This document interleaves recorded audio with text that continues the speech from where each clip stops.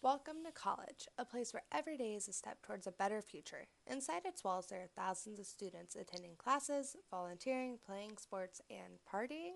Yeah, partying. According to the National Institute on Alcohol Abuse and Alcoholism, one in every four students report academic consequences like missing class, doing poorly on exams, and receiving low grades because of their drinking activities.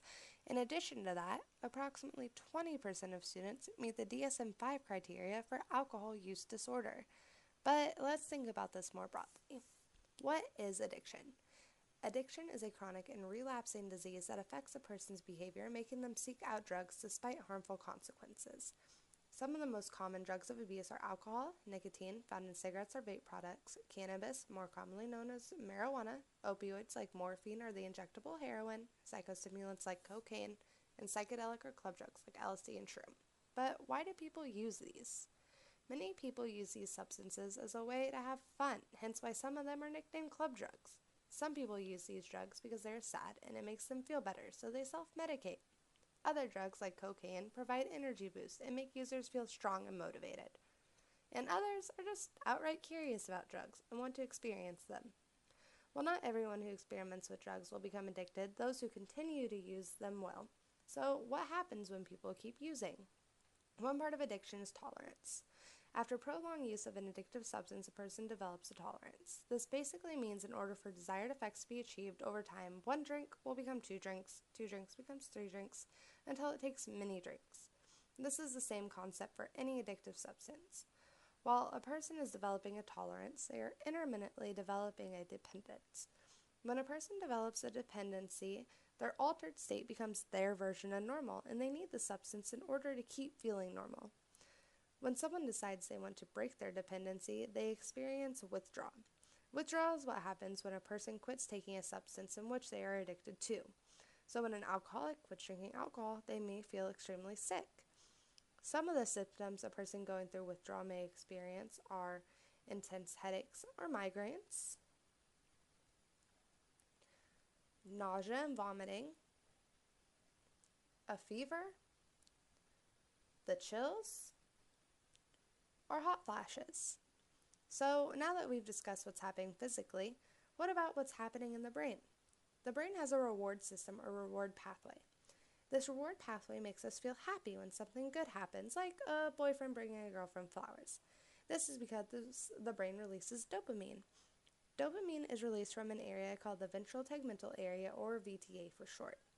From here, dopamine is sent to multiple areas of the brain, such as the amygdala, the prefrontal cortex, and the hippocampus. The amygdala is the area responsible for our emotions. So when we feel happy or mad, it's the amygdala helping us process those emotions. The prefrontal cortex is responsible for our focus, attention, and planning. The hippocampus is responsible for our memory, the flash drive of the brain.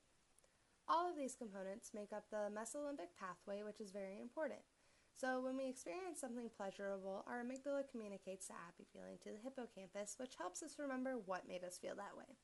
And our prefrontal cortex focuses attention and energy. Let's think about this as an example. Let's say a person, let's call her Mary, eats a new restaurant and really likes the spaghetti. The amygdala lets the hippocampus know that it's logged in our memory as the place with the really good spaghetti, and we plan to go there again. This works the same way with drugs. We also have a chemical called serotonin, which helps us know when we're content. So when Mary asked the waiter for a to-go box for her spaghetti, it's because her brain told her that she was full and content. One issue with drug use is that the continued increase of dopamine, like the type that drugs cause, is also associated with a decrease in serotonin, which tells us when we've had enough, which is one reason why some people, like alcoholics, may have a really high tolerance, or why other people may overdose trying to achieve their high. So what have we learned? Addiction is a chronic disease in which people seek out and use drugs persistently. People start using these substances for many reasons.